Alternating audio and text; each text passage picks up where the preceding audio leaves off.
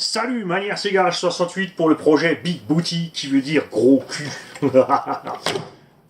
Alors, ça fait longtemps que je voulais un truggy sur lequel je puisse monter ou un monster, les gros méga pneus Louis RC.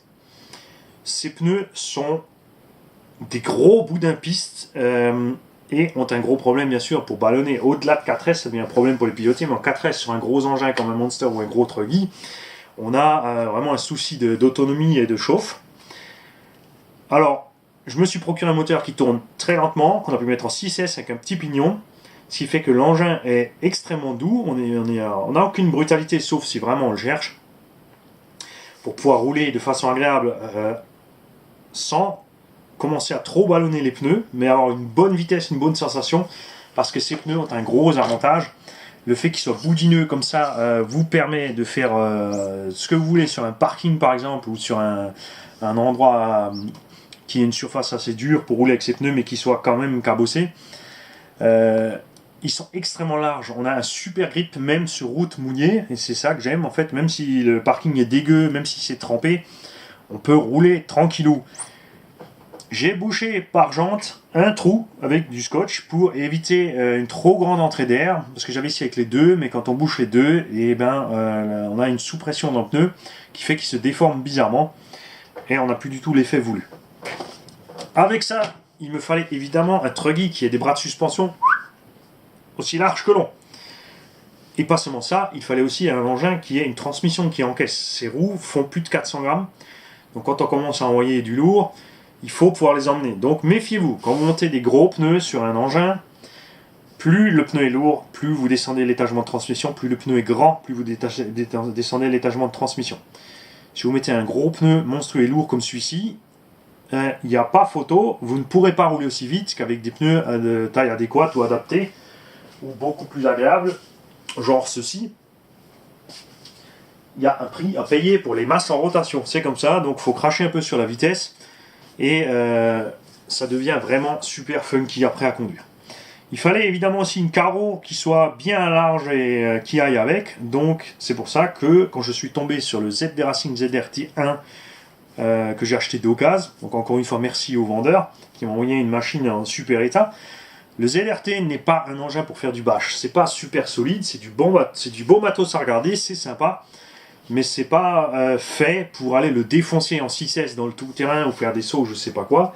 C'est pas Arma Creighton, c'est solide, mais par exemple on a les mêmes problèmes que sur l'Arma Creighton, les tiges d'amorto qui sont un peu molles, les alus qui sont un peu mous, d'ailleurs tu me diras c'est un barrique Arma Creighton quand même.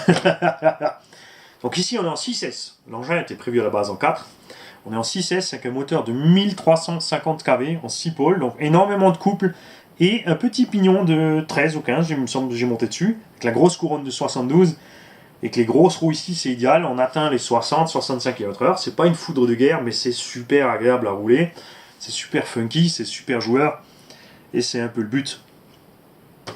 La KO, vous avez reconnu le style, parce que ma GTB est partie. Elle a pris sa retraite, puisqu'elle est remplacée par le Audi R8 qui marche enfin comme je veux. Mais le look me manquait quand même. On a fait donc un petit rappel en honneur à la GTB, qui j'espère vivre une retraite heureuse. Elle est tombée chez quelqu'un de très soigneux, ça me fait très plaisir. Tout simplement donc la meilleure peinture, voilà, ça y est, ça commence. Ah ouais, les autocollants de moto, ça tient pas super. Peinture, donc c'est un après plastique pour pare-choc automobile échelle 1. Ouais, Sévan il adore quand je dis ça, automobile échelle 1, il a dit t'es vraiment trop grave, on voit que t'es complètement atteint du modèle réduit.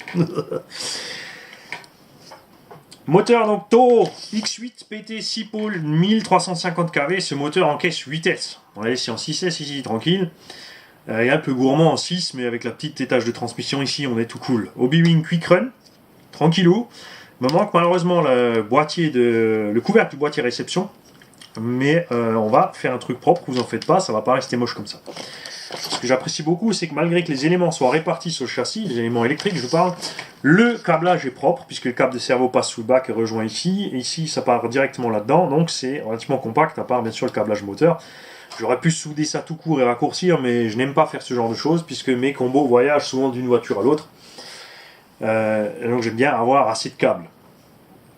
Les suspensions, on a mis de l'huile avant de 1000, donc on est mou, à la limite de ce que le ressort peut remonter. Et à l'arrière, un peu plus vif, parce qu'avec des gros boudins comme ça qui tiennent aussi bien la route, pour tourner, ça devient un problème en fait. Quand vous braquez, donc le véhicule se penche bien dans ses suspensions, le pneu, lui, il va se déformer complètement comme ça à droite, à gauche, et il va réussir à encaisser carrément. Vous pouvez dans la ligne droite faire du zigzag, le véhicule va arriver quasiment tout droit, et ce sont les pneus qui vont faire les chewing-gums droite-gauche, et la caisse va rester au milieu, c'est impressionnant. Donc pour réussir à faire tourner la bestiole, j'ai dû monter un Savox 1230 de 35 kg en 6 volts, et serrer quasiment à bloc ici le sauve-cerveau, on l'a laissé quand même en cas d'impact. Hein, Raphaël, si tu me rentres dedans.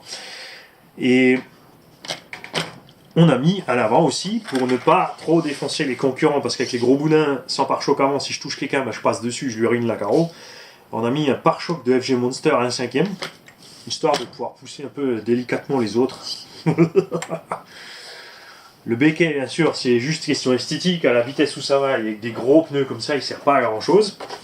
J'ai fait un petit run d'essai, je me suis vraiment super bien marré. On a des températures qui restent vraiment chouettes à l'intérieur, malgré les gros boudins, puisque j'ai déjà essayé ces gros boudins sur d'autres engins. Vous pouvez les monter sur le Hyper MT ou n'importe quel engin qui a aussi des gros pneus, le CNGST ou autre.